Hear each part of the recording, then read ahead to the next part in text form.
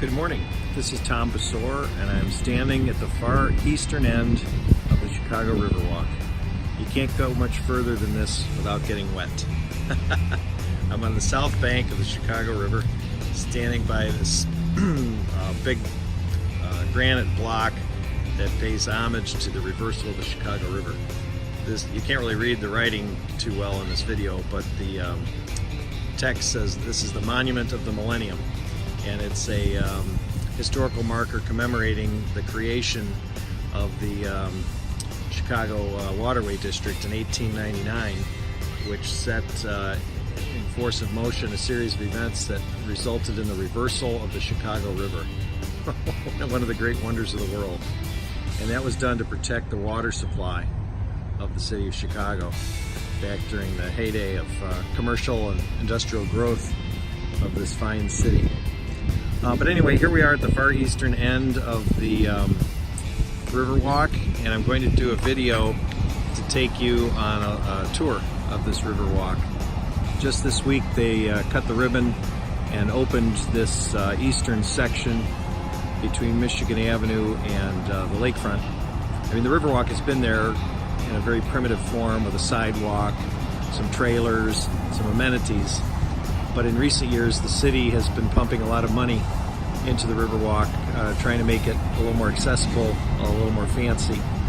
And if you visit other cities around the world, you notice the wonderful things that they've done to enhance the aesthetic appeal of waterfront property. It's a huge economic development opportunity that had largely been ignored during the development of Chicago. So we're a little late to the game, but slowly it's improving, and I just want to show it to you. The best way to see this, obviously, is to come out on your own, bring your family, bring your friends. I oftentimes will do live tours of the Riverwalk with my Windy City Explorers meetup group. You can look us up on the internet and you'll find that I do these walks maybe once a month with that particular group. I actually do events along the river all the time because I live in the neighborhood, and I enjoy sharing my passion of this city with others, and it's just kind of a fun thing to do. So I participate in a number of different groups, and we're always either walking or cycling or going on a boat. So look me up, get in touch with me, and come join us sometime, because there's nothing like being here to enjoy it in person. But anyway, the walk itself, if you were to walk this 1.25 mile section between here and Franklin Street, which is where the river tees to go north and south, but if you were to walk just this one section, this east-west section, it's about 1.25 miles, and it would take about 30 minutes at a decent pace. I'm probably going to make a few stops along the way, so this video will probably be about 45 minutes in length. And it's an experiment. So I hope you enjoy it, and I hope you leave me some feedback in the comments and reach out to me and let me know how I can make the next one a little better. I do have at home a gimbal that supposedly smooths out the flow of the video, but it's a little cumbersome to use, and to be honest with you, it's kind of a nuisance. So right now I'm just using my iPhone XS, and it's mounted in a bracket, and I'm holding it with a very small flexible tripod. So it just seems a little easier to maneuver, and so that's a little background on the equipment. This is the Lakeshore Drive Bridge. They're in process of constructing a bicycle, a separate bikeway. You can see the people cycling on the sidewalk, but that path gets very congested with both pedestrians and bikes. And so they're actually going to punch a hole through that bridge house and through that bridge house, and they're going to be attaching a separate bikeway. And you can see a little bit of the framework on the other side of the river where they have already constructed parts of this apparatus. And this is actually the third phase of a separated bikeway down here in the immediate neighborhood of the river and Navy Pier. So we're quite excited to see that finally come to fruition. I think they're just getting ready to start construction on this last section, and it'll be ready next year in 2020, we hope. So you will see a lot of ongoing construction. The Riverwalk is nowhere near complete, but it's complete enough that they can invite the public out to see the progress and to enjoy those improvements that they have made. Here's a little walkway underneath Lakeshore Drive where they've tried to beautify it. There's nice ceiling structure with lights, and some artwork has been installed just to try to make it look a little nicer than what it is walking underneath the bridge.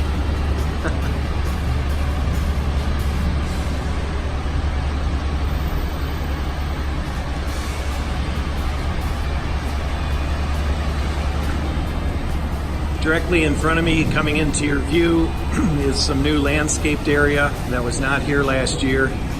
These first few trees are all new, as are the boulders. You can see they're still working on it. It's still a little bit blocked off. They've got some Adirondack chairs ready to go once they wrap up the construction. But this is all new. This used to be just flat, mucky, somewhat flooded land. But they installed drainage, and they put in raised planters. They've added a bunch of seating. So you can really see the potential of this, how it's going to be so nice.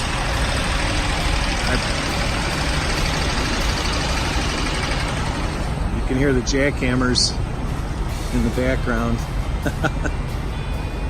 So just to give you a closer idea,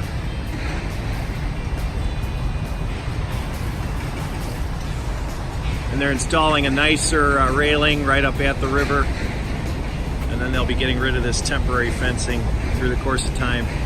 But look at this beautiful landscaping along the river. This is the Riverview condominium complex.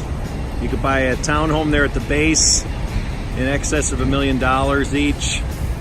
Some of the individual condo units can be had for, I don't know, upper sixes to well over $1 million. One Bennett Place is the newest building, the middle building there. Those are super expensive condos and rentals. And then you've got 474 Lakeshore Drive, which is a very modest condo building. You can get in there for less than $500,000 and have a beautiful view of the lake. The building itself is not much to speak of, but it's a very modest place. I like to say there's something for everyone in Chicago. And there it is, 474 Lakeshore Drive. So just a beautiful view down the river. Let's continue our walk. The roadway that you're looking at is the multiple level Wacker Drive. And it was put in the 60s and 70s. And the multiple levels, the point of it was to keep the truck traffic away from the the regular automobile traffic. And that served a great purpose for a while. But I think it wasn't long before the city realized that that was really a terrible thing to do, to separate the river with this giant roadway. It was one of the big failures of urban planning, as far as I'm concerned, because now we're a little bit limited. This Riverwalk could be so much broader if that roadway were not there. So here's a little view of the Wanda Vista Tower. It's nearing completion. I believe that building is topped out, but they're still in process of putting the glass on it. And here's the Regatta condo tower, and then the Chandler condo tower, both in the New East Side neighborhood. It's really striking to me how many opportunities there are to live close to the lakefront and right on the Chicago River. You're going to see in a little while Marina Towers, which were constructed in the 60s, and people thought they were crazy for building that in downtown Chicago on the river. But boy, that was really a wise move way back when, because now everybody wants to live downtown. So anyway, you can see that they've done some nice landscaping. Obviously, some of these trees, like these big old ones that we're coming up to, have been here a long time. That's not new. But some new things are this sculpture. They don't even have an artist plaque here yet, but I'm sure they will. And then these green metal storage containers are the home of Urban Kayaks. They've been here for a few years now, and it's just a really quick and sloppy way to bring an amenity down to the riverfront. And it is very functional. It's served its purpose. Hundreds or thousands of people have come by here and rented a kayak. to actually go out into the Chicago River. But imagine the potential if they put a nice permanent structure here. And I'm sure that'll come. Maybe in 2 or 3 years' time, I'll be repeating this video, showing you the new beautiful buildings for the kayak rental. But for now, that's what we have to live with. I guess it's a question of politics and money. Chicago has so many different priorities, whether it's school or security or pension reform. We're lucky that they put this money towards the Riverwalk. The time is about 8 o'clock in the morning, and you can see there's a little variety of people here, but this gets really busy during the day a little later on. But look how many places there are to sit, and this is all brand new. In the past, you'd have to bring a folding lawn chair with you if you wanted to come out and sit by the Chicago River. But now they have bench after bench after bench. Across the river from me is the water cannon. It's also a commemorative piece of landscape architecture honoring the Water Reclamation District. And at the top of every hour, it shoots a water cannon across the river. That's kind of fun. I wish that were going off now. It must start at the 9 o'clock hour because it's only 8:05, and I thought that thing should be spouting its water, but maybe they start at 9 o'clock. It doesn't run all day. That's the City View apartment tower. If you want to rent, you don't have to own, but you can live right on the riverfront and enjoy a beautiful view of the river as well as the fireworks off to the east. And again, those are the Riverview condo towers and townhomes. And then way off on the right, you see Lake Point Tower, which is also one of the first buildings built out on the lakefront. And then you can see back to Lakeshore Drive, the Ferris wheel, and points beyond. I'm trying to be thoughtful in the time that I spend so that you can soak it all in and absorb the surroundings without actually being here. I'm actually prepping for a live walk, which I'm doing tonight. Tonight, which is Thursday, May the 16th, 2019, at 6 p.m., I'm hosting a group of people. We're going to start at the McCormick Bridge House Museum, and we're going to walk this path together and explore some of these new things. And as the group leader, I thought it might be wise for me to come out ahead of time and know my surroundings. So this object that we're coming up on now is yet another monument, another piece of art. It's actually a memorial to submarines, believe it or not. Submarines that were built in Manitowoc, Wisconsin during World War II. And there are 28 of them that were built up Lake Michigan, a couple hours from here, in Manitowoc, Michigan, or Manitowoc, Wisconsin. These 28 subs were built up there, and then they had to be transported down to the Gulf of Mexico. And so each of these 28 subs passed through this very location, being towed. I don't think they were under their own power, but they were brought down the Chicago River to the Illinois waterway system, to the Mississippi, and down to the Gulf of Mexico. I had no idea. This is this is new to me. And so they took one of these subs and they took the door and they turned it into this nice commemorative piece of art. You can't open or close the door, but if you're the adventuresome soul, you can actually crawl through the opening.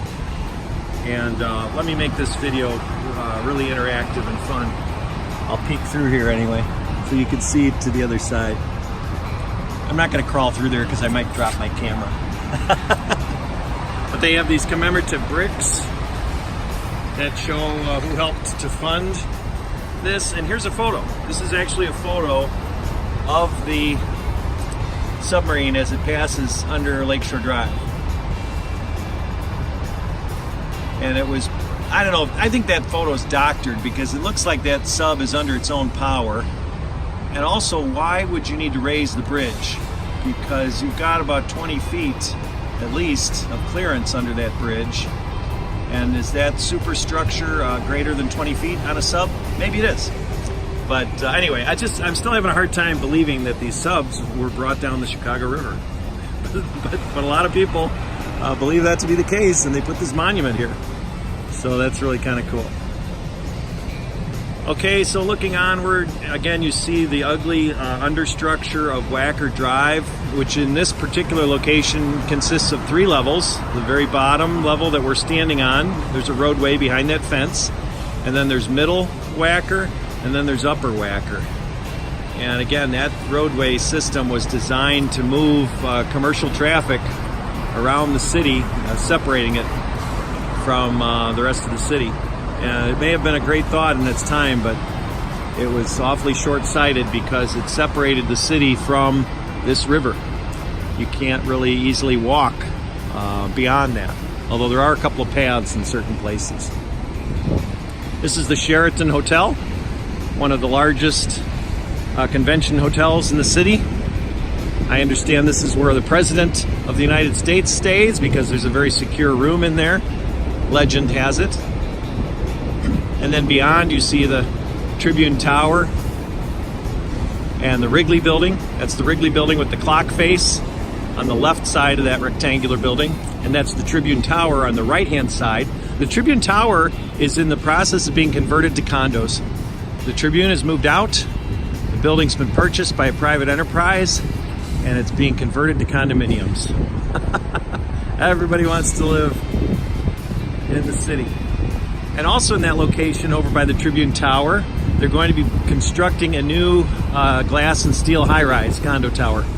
It'll be another super tall tower. So we have so much development going on here in the city that it's really hard to keep up with. Behind this fenced-off area is an outfit called Island Party Hut. You saw their boats. They actually have, I see 4 boats here now. 4 little tiki boats, 1, 2, 3 in front of me, and then the 4th that I showed you just a minute ago. So it's an entertainment complex where they have food and beverages. Here's a little picture of what it's going to look like when it's finished. And that's going to be very nice. So you can see the city is making an effort to spruce up the riverfront, and I'm so glad to see that the Island Party Hut is not going to be a series of shipping containers, because that's what it has been in the past. Just like urban kayaks, it consisted of a couple of shipping containers.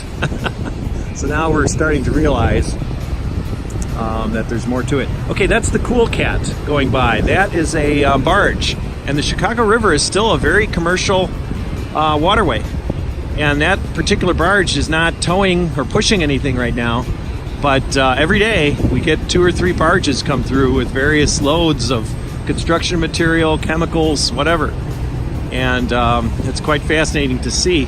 But the history of this river is a very industrial history. Right now, most of what we see is tourism-related things. But in the past, this river was simply a river of commerce, and it was a river of sewage before they reversed the flow. So the settlers of Chicago from the late 1800s, even well into the 1900s, the settlers of Chicago would not have recognized what we're looking at today because their river was dirty and smelly, and it was strictly for commerce. Something like 300,000 ships called upon Chicago, and that's an accurate number. 300,000 ships called upon Chicago in the year of the Great Chicago Fire, 1871. And so the port of Chicago was busier than New York, San Francisco, Philadelphia combined. That's a statistic that shocked me, and that's why I memorized it. But Chicago used to be the largest port in America back in its day. So now it's primarily a river of tourism rather than a river of commercial and industrial uses. Today we have these tour boats. There's a dinner boat that you'll get a better look at up ahead when I get up there.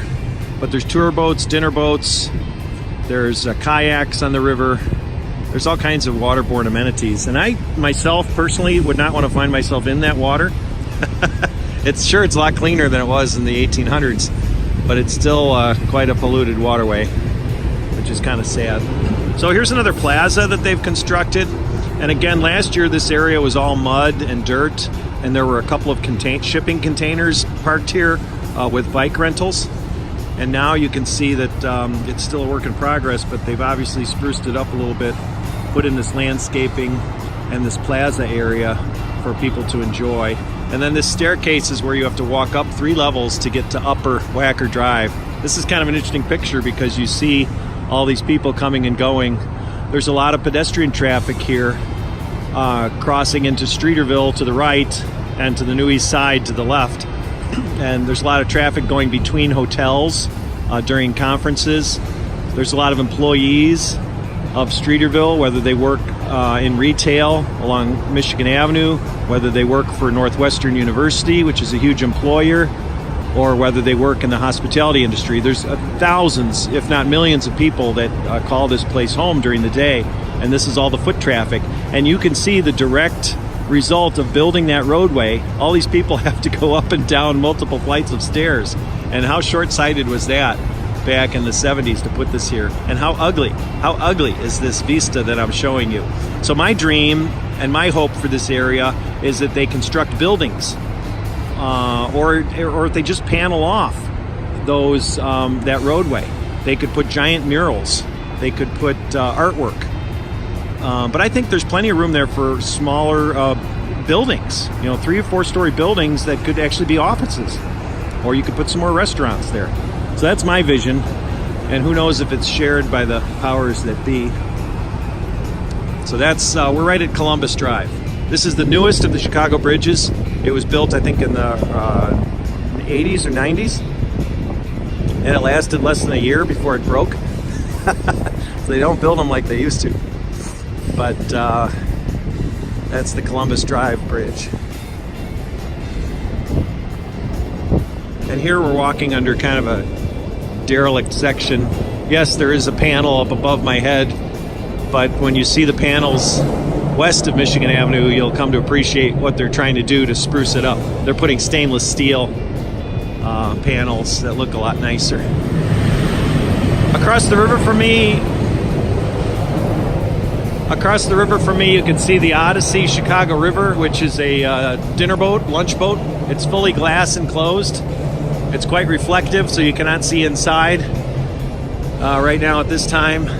But that's the newest tour boat addition to the river. That just came last fall to allow people to enjoy a meal as it goes up and down the river. Behind the ship there is the Gleacher Center, that low-rise building, University of Chicago, Booth School of Business. And then this tan building here is the NBC Tower.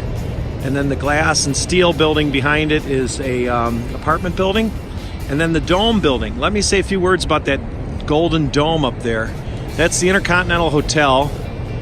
And it used to be the Shriners owned that property before they lost it in the Depression. It's a Moorish style design, and behind the dome you can see a little bit of a smokestack kind of structure that was designed to be a port for dirigibles, for airships. Honest to God. And they built that thing in the 1920s, and then something happened called the Hindenburg disaster. That was the end of the dirigibles. But there's a photograph floating around on the internet of a dirigible circling Chicago, and might even have that building in its background. And that was a promotional video. I have done extensive research and have no verification that a dirigible ever landed at that location. But we do have photographs of dirigibles in Chicago. But again, it was for promotional purposes only. Here's the back of the Chicago's First Lady boat. They have 3 or 4 boats now that are really well regarded for taking people on boat cruises up and down the river. That's the official boat of the Chicago Architecture Foundation, if you want the official word. And they do a terrific job of bringing people up and down this river. So I'm just west of Columbus Avenue, and you can see it's more of the same. This is a work in progress. Yep. These juniper trees are ready to be planted in their spots. We even get a little construction activity here. I'm only about a third of the way down my planned path, and we're already 25 minutes into this video. This is also a cool boat, the Skyline Princess, run by Mercury Skyline Cruises. That's kind of a fun boat. No standing room, it's more of a seated experience, but that's an alternative to these other boats, which you can see have that roof deck on them, which people love to be out. Okay, here's another new place called the Northman Beer and Cider Garden. Not quite ready for business, but once they put in some pavers and landscaping, you can see it'll be a nice amenity. And it's not in a shipping container. I'm so thrilled. I keep mentioning that, but it's just been so silly over the past 3 to 5 years to see the city dropping these shipping containers along this riverfront and calling that the amenity. And I've just been keeping my fingers crossed, hoping that they do something nicer. And sure enough, they have. So these boats, these Chicago First Lady boats, have been here a long time. And every year they seem to improve the experience out here along the walkway. Boy, I really have to be careful with my video, because if I'm not watching where I'm going, I'm going to end up in one of those holes. It's a work in progress. Now you can see some utility to this ugly roadway system, because this is where the deliveries come from. All those boats need to be serviced with food and beverages and the different things that are required for them to work. And that roadway is just steps away from the boats. So from that perspective, they enjoy the utility of having lower whacker. But if you know anything about the history of Chicago and the crime and the homelessness, Lower Wacker Drive is not something we're particularly proud of. Okay, here's a great spot to stop and talk about the Apple Store. You can see the Apple Store across the river. That's new. That was finished last year. And that Apple Store and this building with the Fidelity logo at the base, those two buildings are on the property that used to be known as the James Kirk Soap Factory. Yes, soap factory. And there's pictures on the internet to prove it.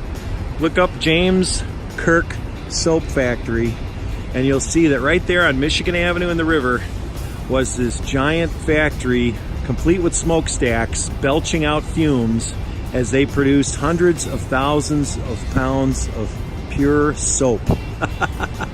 And the James Kirk Company was also known for being one of the first promoters of trading stamps. You know, where you'd buy a product and on the back of the product would be a coupon. And if you collected 6 coupons, you'd get a free product. You might know of S&H trading stamps back in the day. I don't think they use those anymore, but those of us of Generation X or before surely remember S&H trading stamps. But anyway, I'm mentioning that because you can still get trading stamps from the James S. Kirk factory on eBay. I got a bunch of them and I passed them out during my walking tours. They're no good anymore, but I have like 150 of these cut coupons from packages of soap. But anyway, it shocks me. My story here is that this was all industrial. The river was, for dumping sewage. It was for delivering loads of lumber and steel and soap. But now it's all tourism related. You see an Apple Store. You see sightseeing boats at every turn. You can't walk 10 steps without being close to a tourist amenity. And so it has changed so much. And of course, that's the Wrigley building in front. But the average person that comes down here today has no idea of the history of this river. Steamships. Instead of these diesel-powered tour boats, they used to have steamships here. And the most famous one was the Eastland, which you may know capsized right here in this river, killing 700 people. But steamships used to ferry people over to the shores of Michigan. And it was a nice weekend excursion. I think for 25 cents you could hop on a boat and go to Michigan. And yes, you could still find the tickets and the coins that they used for the fare tokens. You could find those on eBay.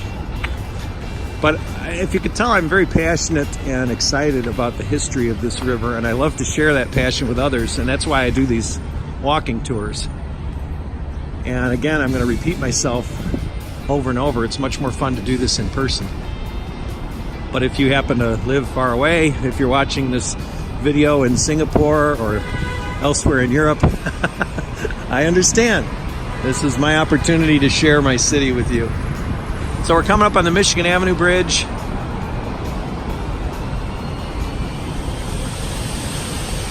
Also called the DuSable Bridge, and that is in honor of Jean-Baptiste DuSable, who is regarded as the first non-native settler of this area. Marquette and Joliet, two famous Jesuit explorers, came through here in 1673. And in their journals, they wrote that this place would be important someday. Another explorer named De La Salle was also very well known for his comments about what Chicago is likely to become. And boy, if they could see it today, they'd feel like they'd been transported to some space age type of place.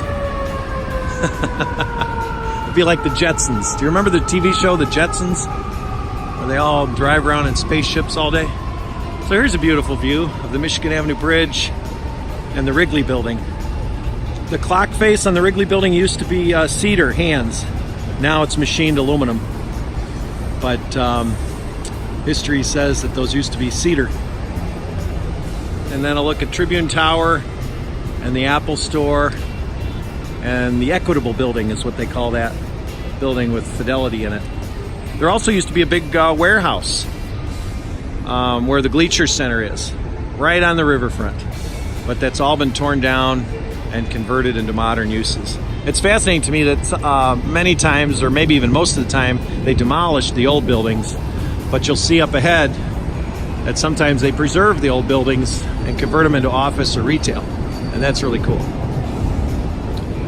When the river floods, as it does a couple times a year, this walkway is underwater.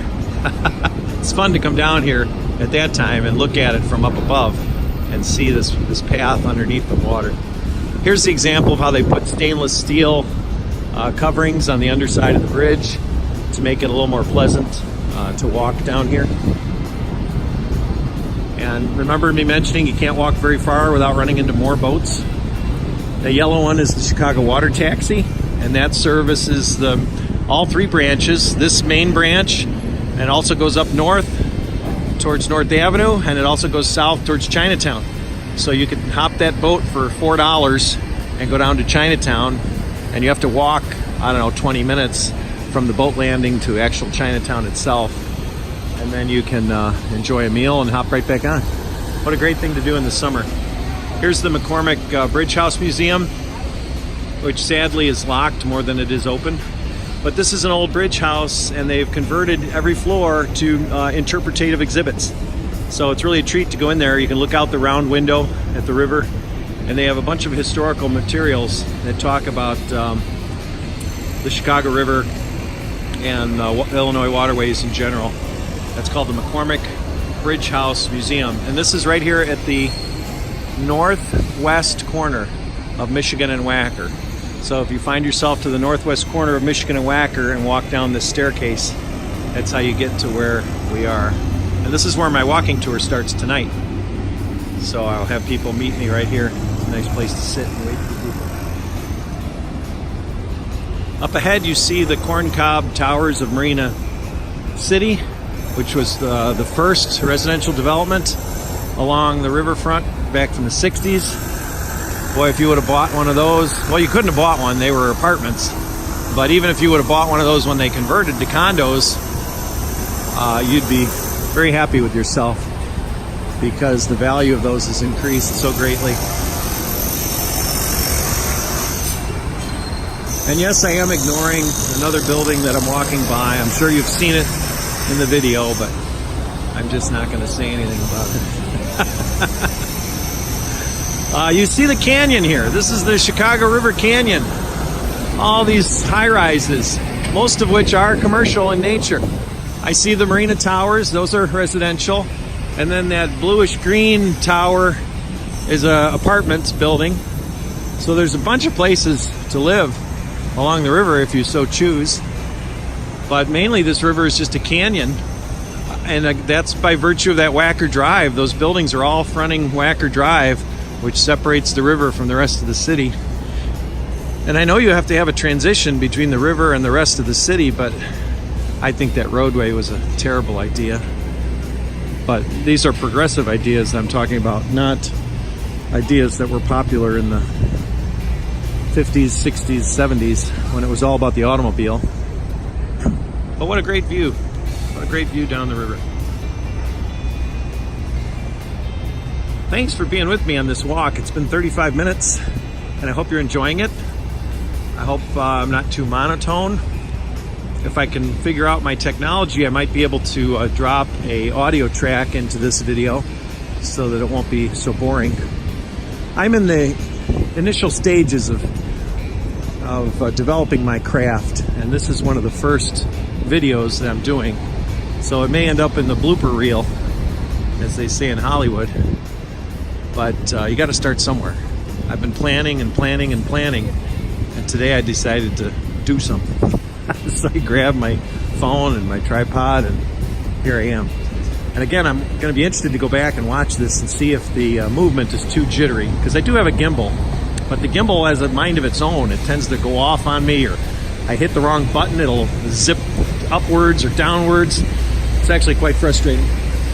So here you're going to see a nice picture of the water taxi coming into view and down the river. So I'll stop here so you can enjoy that. And here's another thing I cannot convey to you on the video. The spot where I'm standing right now, especially as this taxi goes by churning up the water, it stinks. It smells like sewage. I don't see anything in the water.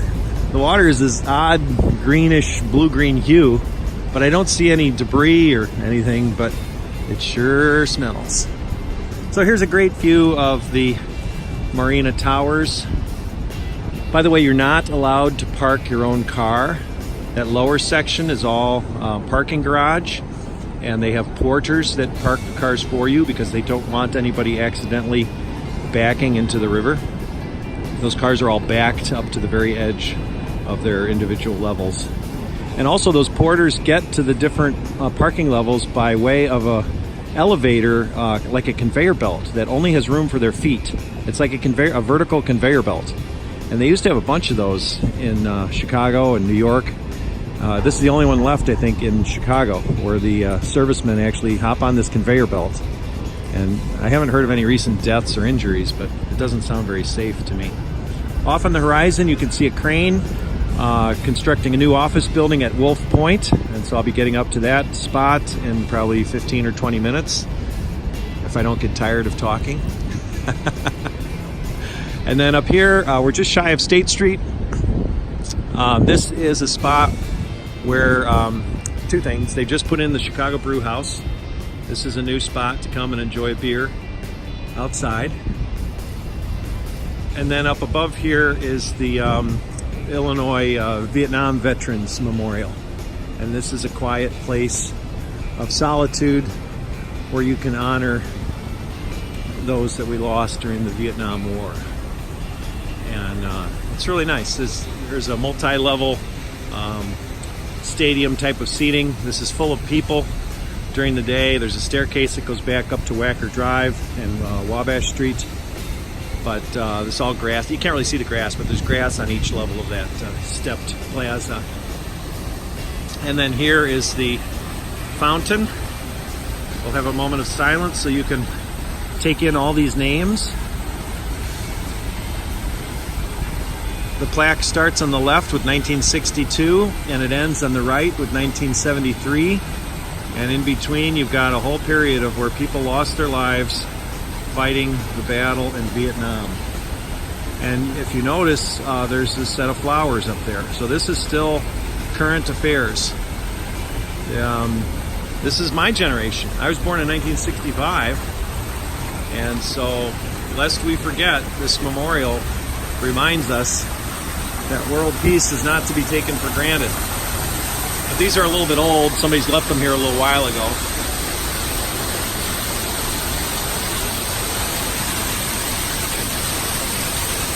There's a piece of paper attached to it with the name and probably information about the decedent.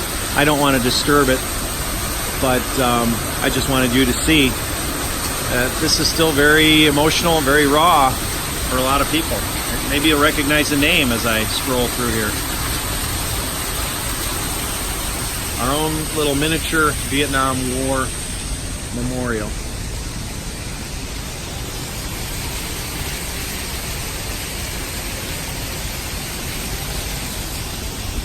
And here's a little plaque. I'll give you a moment to see if you can read it.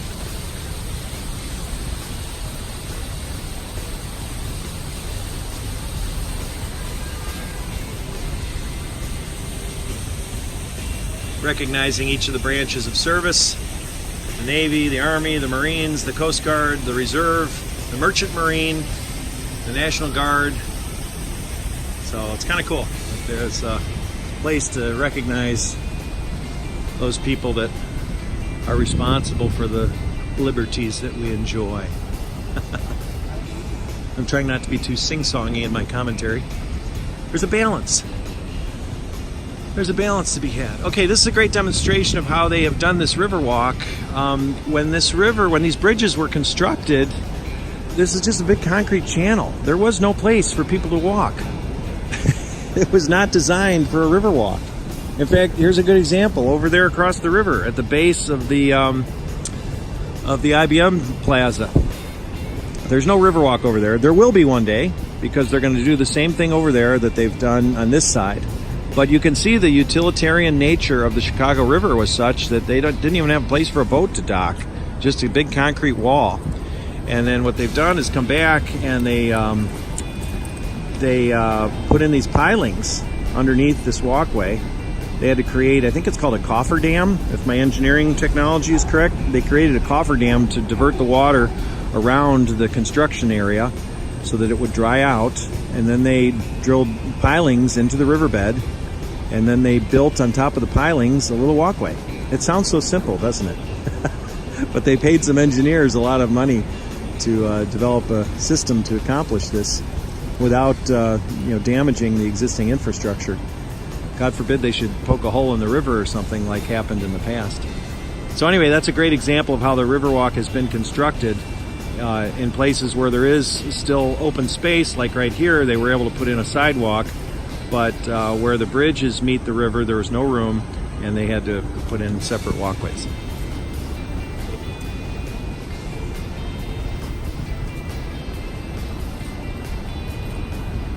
42 minutes. I'm going to stop this video at 60 minutes, so I better hurry up. Did I mention that I am a Jeffrey Bear wannabe? Jeffrey Bear is a famous commentator, WTTW Channel 11, and he used to give tours for the Chicago Architecture Foundation, and he was discovered by somebody who said, "You'd make a great television commentator." So if Jeffrey Bear is watching my simple video, I would love to meet you one day. You can inspire me to go on to great things. So here's the base of Marina Towers. Still has a marina in it.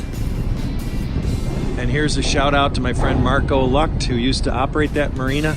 He worked there for like 30 years, and now he works at Crowley's Yacht Yard. But he's got a lot of stories to tell about this marina. And then the area up above where the tents are, that's now a steakhouse, but that used to be an ice skating rink. And again, you can find pictures of this stuff on the internet.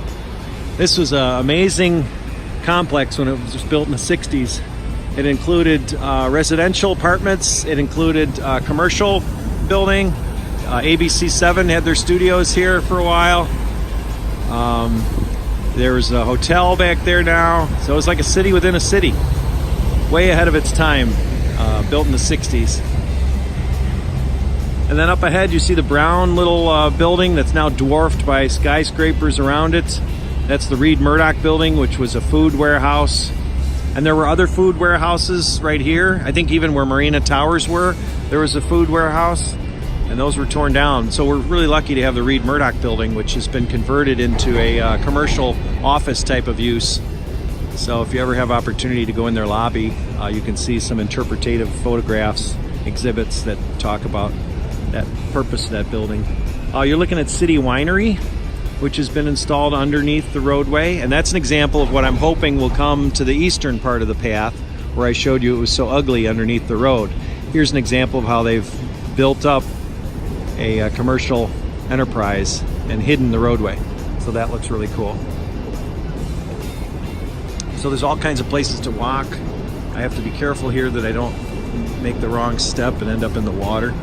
But they allow you to dock boats here now. I think it costs $50. But if you're running around on a powerboat on the Chicago River, you can probably afford the $50 dock fee, especially if you have 10 or 20 people on your mega yacht and you want to stop at the City Winery. But the beauty of all this is that you don't have to pay a dime if you just want to walk and enjoy it like I'm doing right now.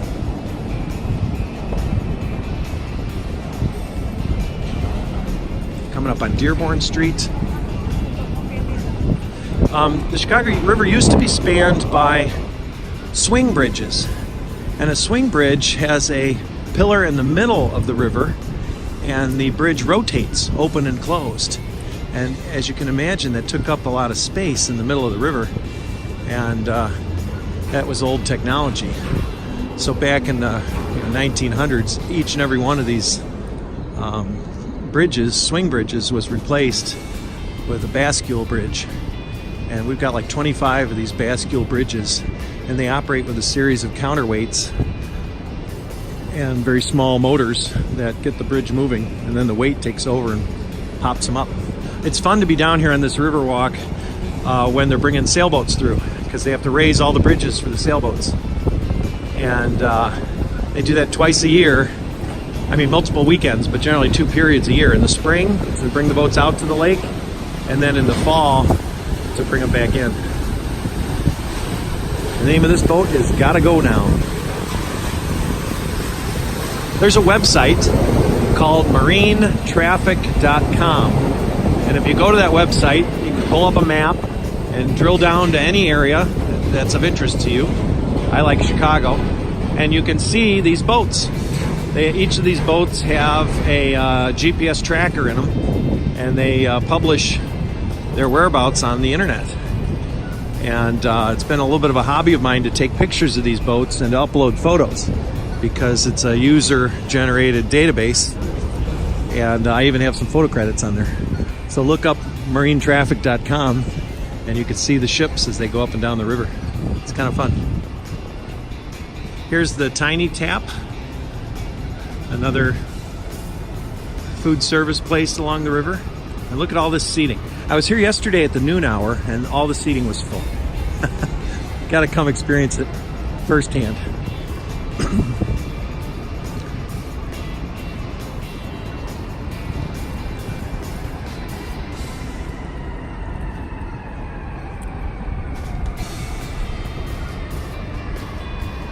That's the Reed Murdoch building.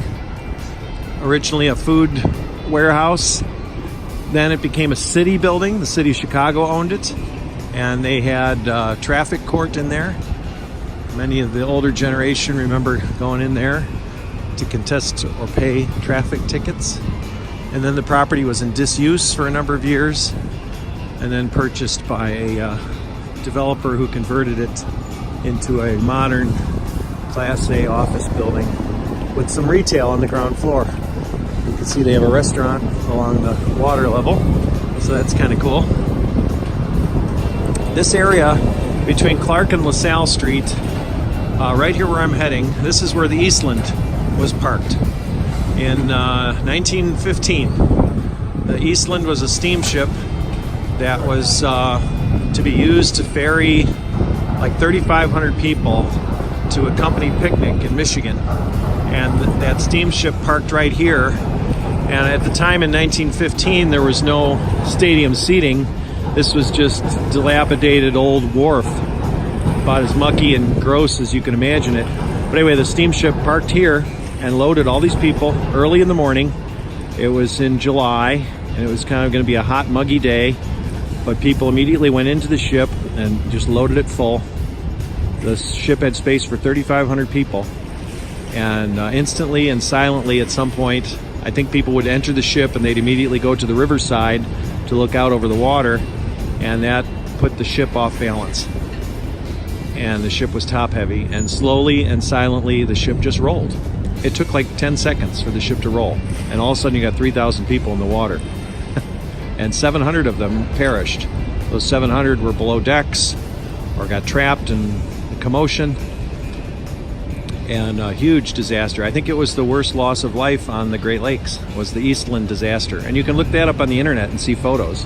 The photos are just so shocking. But this is the exact spot. And this is a new amenity. This was just put in here last year, a place of remembrance. They do educational seminars here. They do some artistic performances. These steps are a great place for these office workers to come and enjoy lunch and watch the water traffic go by. But again, you got to pass over Wacker Drive. There's 2 levels of Wacker Drive here. The hidden level is behind the seating here, and then the upper level is the street level. Here comes another water taxi. It's just so much fun to be down here and to enjoy this. But this is a new phenomenon. In the 40s and the 50s and the 60s and the 70s and the 80s, even in the 90s, this was not here. It was a wasted opportunity. And now they're finally catching up with common sense to say people might enjoy this. And so they have been spending millions to bring people down to the smelly Chicago River. I say that because I'm still smelling the foul odor. And I don't know what they're going to do about that. This is still a very essential waterway. It's a drainage path. When it rains and pours, this path is underwater. And it's built to withstand that. They just block it off and tell people not to come down here. But these walkways do go underwater 2 or 3 times a year. And it's fascinating to watch from the bridges. But what a cool place to walk. This is my city. This is one of the things I love about Chicago, is the vitality, the energy of these people. It's not overcrowded. There's really no reason for these people to be down here. They're just taking an alternate path to work, or they have some time on their hands and they're going for a jog. But these people are making a special effort to come down and be on the river. And who would have known that this would be desirable? You see the train going by the Wells Street Bridge up ahead of me? That's one of 2 bridges that are double-decker bridges that allow the L train to traverse on the top level. One here at Wells Street, and the other is at Lake Street. So again, we're looking at Wells Street, and beyond that bridge is the Merchandise Mart, which was at one time America's largest commercial building. And lately, as commerce has diversified and trade has diversified, meaning that it's no longer so intensely localized, the Merchandise Mart kind of fell out of favor and they had to reinvent themselves. And so the owner of that building has reinvented it into a commercial center for the modern economy. That's a green, sustainable building. They've retrofitted it with all kinds of energy-saving features. Water, fuel, electricity, to make it a very sustainable operation. And there's some of Chicago's most innovative and exciting technology companies in there at a company called 1871. And there's a bunch of other ventures in there also taking up the space. But it used to be the Merchandise Mart, where people would go to, commercial buyers would go to purchase merchandise for department stores all over the world. There goes another little water taxi. And then you see the construction of the new office tower. Immediately behind that office tower is a new apartment tower that was built last year. And then next year they're putting up a 3rd building in that same plot of land. That's crazy. I didn't think that plot of land was big enough. And the plot of land I'm speaking of is known as Wolf Point. And if you Google or search on the internet for Wolf Point, you'll recognize the historic significance of that spot, which is where the natives met the Europeans and conducted trade in the early days of Chicago. Here's a gelato place that has yet to open. And then behind that line of steel spikes, there are water features. They're not on at the present moment, but there's a series of spouting waterfalls that make a playful display, and you can go up the steps and walk along that water. And it's really kind of cool. The kids love it. That's another new features. This is all new stuff. This series of plastic docking, this is all new. I don't know why this is here. I don't really see a opening for people to get on there. I imagine it's for boats, but again, I don't know the specific purpose. I'm going to walk up here so that you can see the water area. Hopefully it won't turn on while I'm walking across. You can see it's wet, so it's been on. And then there's this series of lights. Oh, there's a good view of the trains.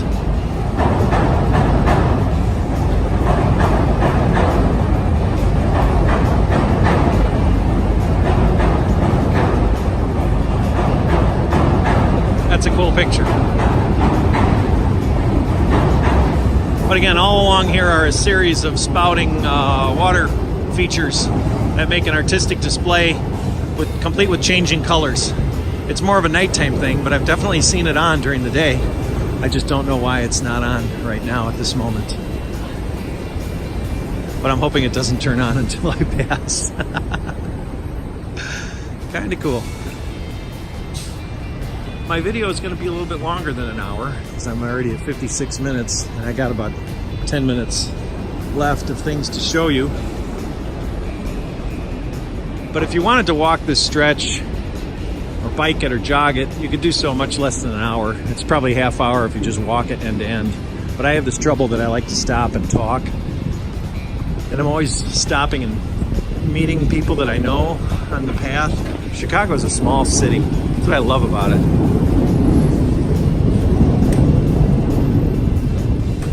Okay, now let me say a few words about Art on the Mart. This is new as of last year. They've installed a projector apparatus on the opposite side of the river, and they project colorful artwork onto the wall of the merchandise mart at night, and it's absolutely beautiful.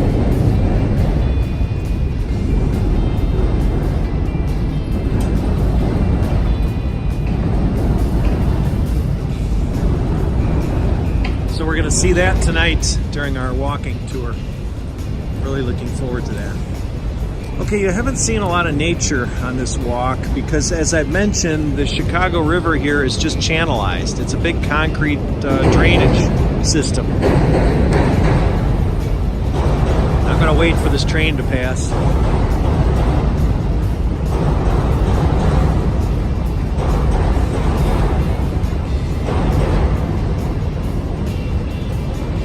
In an attempt to reintroduce a little bit of nature to the Chicago River, they've come up with this grand experiment to put in these floating planting beds, which obviously in the wintertime go dormant and it all dies.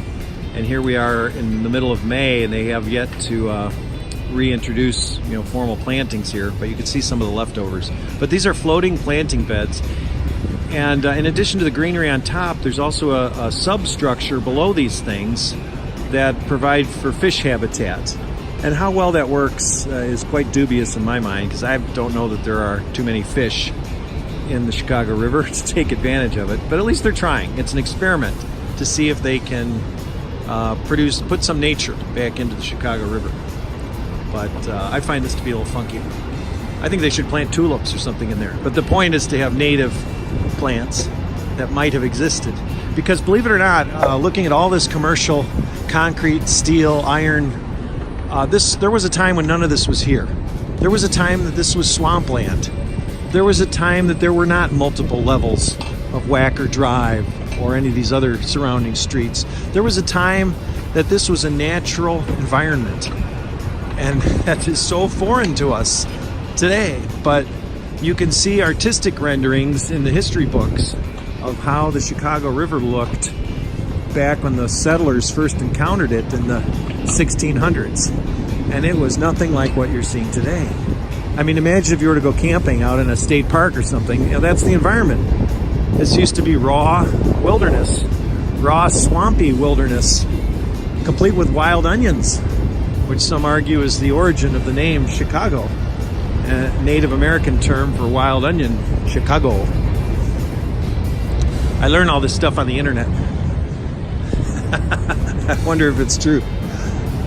Beautiful merchandise mart. And then looking back at the Wells Street Bridge.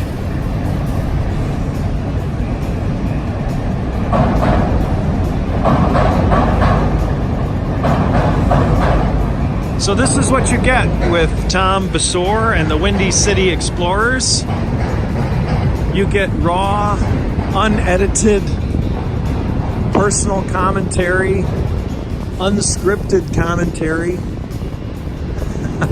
I hope I'm doing a good job. I hope you enjoy it. And I hope you come back for more. I hope you come to some Windy City Explorers events. We're on the meetup platform, so you can learn all about it. And come join us live in person. And one of the greatest things about the Windy City Explorers meetup group is meeting other people. That's the whole point of it.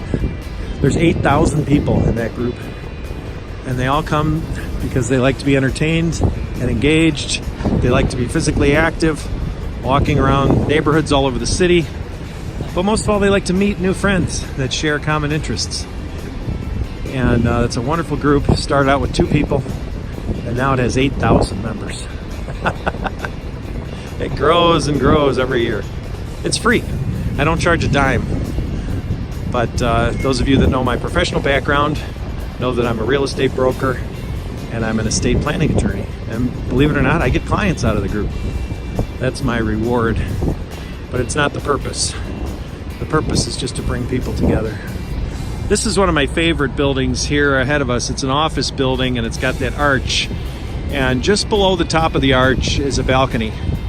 And that's the only office with a balcony. And I want to know who's in there. I want to know if that can be my office. But the arch is somewhat symbolic, maybe of the St. Louis Arch. I don't know if you can see it well in the video, but it's a very reflective glass coating. And right underneath the arch, within the arch itself, I can see the river. And I can see the river moving. I can see the little waves. Oh, this is the Lake Street Bridge. So you can see a couple of trains going across there. I mentioned earlier that there are 2 bridges that allow trains to pass, and that was the Wells Street Bridge we saw earlier, and now the Lake Street Bridge. So that's kind of cool. This building where the 2 trains are just parting, that's another new office tower. It's kind of cool to see the architecture at the bottom. It comes together in a narrow point, and you wouldn't think that's possible. How does that building stay up? And believe it or not, there's a water damper stabilization system. I'm sure I'm butchering the description, but it involves thousands of gallons of water somewhat high in the building somewhere in a utility area, and the weight of that water sloshing around prevents excessive movement to the building. Honest to God. Now, I learned that on the internet. Is it true? I think so, but you'll have to research it yourself. But there's a water dampening stabilization system in that particular building. And then back over here, this is the small parcel of land where they're building 3 new buildings. They built that apartment tower last year. They're building this office tower now. And then in the middle, they're going to build another commercial building. And I feel bad for the building behind, which is the old apparel center, now the Holiday Inn. They used to have a beautiful view of the river. They used to have a beautiful view of the river to the east. They used to have a beautiful view of the river to the north and to the south. And now these 3 buildings are completely obscuring the view from the apparel center. But the good thing about these buildings, there's a lot of people that are anti-development, but the good thing about these buildings is that they're installing a Riverwalk over there, where there used to be no Riverwalk. You can see right now kind of the raw shore with the rocks and the shrubs. This was a no man's wasteland before these buildings. And when it's all over and done with, there will be a beautiful walkway and more seating, just like they've kind of done over here. It's not going to be the same setup, but this area over here used to be raw, junky area. There'd be abandoned cars over here. There'd be people living in tents. And now it's been converted into this meeting spot and complete with this new Riverwalk. And you can see how glorious this is. I was here yesterday also, and there's just loaded with people. Now here they're trying to hide the roadway with this artistic installation, and I have no idea what it is, and I did not get a close look at it yesterday, so you're going to benefit from that.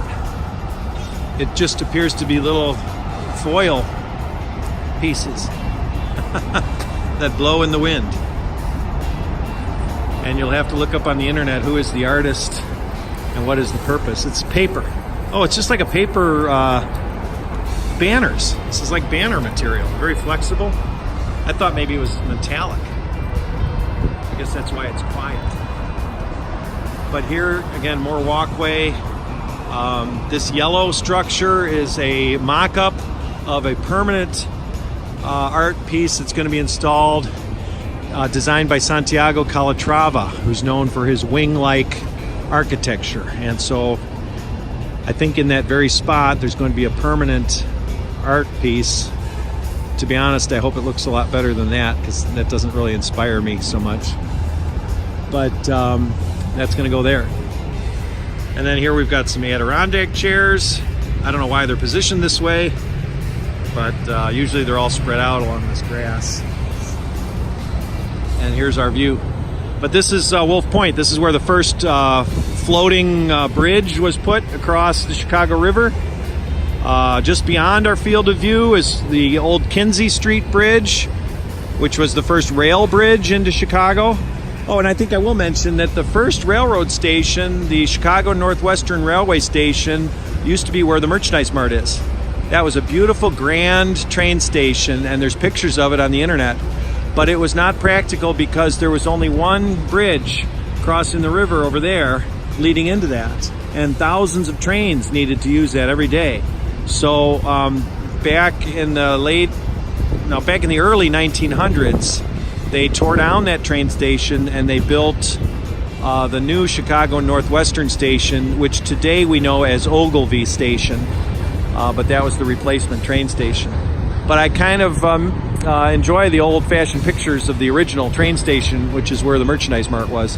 It was called the Wells Street Station. But anyway, this is a very important place in Chicago history, where the settlers and the natives met and traded furs and food and products. Up here, up on this side of the river, was a place called the Wigwam, which was where Abraham Lincoln was nominated to the presidency. Also along this riverfront, after the treaties with the Native Americans, they did a final war dance. I can't remember the year, but the war dance started way back down by Michigan Avenue, and the Native Americans were all dressed up in their war feathers and paint and their tomahawks and their drums, and they did the most ferocious war dance, and it was symbolic in nature. Thankfully, they did not resort to violence, but the commentary at the time was that it could easily have turned into a violent confrontation, but the settlers allowed it to continue as a means for them to recognize their culture and their history. There's a wonderful write-up about that war dance. You'll have to look that up on the internet, and possibly I'll provide a link in the commentary to this video. But you can see how much history there is here in Chicago. It's just every time you turn around, there's some new fact that it just gives you pause to think, my gosh, this is such a different world than it was back in the 1800s. And don't get me wrong, I'm very happy to live today in the age of electricity, air conditioning, and automobiles. But I just have this fondness for the way it used to be, and I feel a little bit, especially in our turbulent political times, I feel a little bit sad that life isn't as simple as it used to be. Okay, that's enough political commentary, and I'm 8 minutes over my 1 hour presentation. Thank you so much for riding along with me today. Please send me a message, write a comment to the video if there's a spot for it. Call me up. My number is 312-725-0223. I do these videos to leverage my voice, to reach out to people with my passion for the history, past, present, and future of Chicago. But the real purpose of this is, again, to leverage my voice and to reach out to you. And only if you reach back to me will this be a true success. I can't tell you how many wonderful friends I've met from my tours and my events that I produce. And it has to be reciprocal. We could be the best of friends, but we don't know one another yet. So call me up, 312-725-0223. Let's go out for coffee, for a beverage, for lunch, and let's share some stories together. Have a great day, and I hope to see you at the Windy City Explorers. Bye-bye.